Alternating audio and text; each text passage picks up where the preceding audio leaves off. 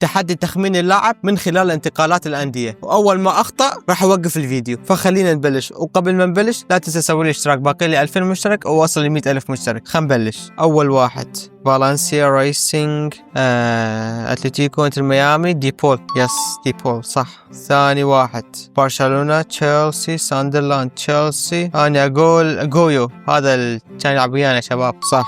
أوساسونا 2006، مارسيليا، تشيلسي. منو هذا؟ كويتا، أسبليكويتا، هذا الظهير صح. ليون، اتحاد، أكيد الحكومة بنزيما 100% صح. خامس واحد، الخامس. منو الخامس؟ حكيمي. بين ريال، بروسيا، انتر ميلان، وحاليا دا يلعب باريس سان جيرمان. حكيمي الظهير. حلو. كم نادي يلعب هذا؟ بس مبين. برشلونة مارتن، ادم تراوري. يعني بصراحة سهل.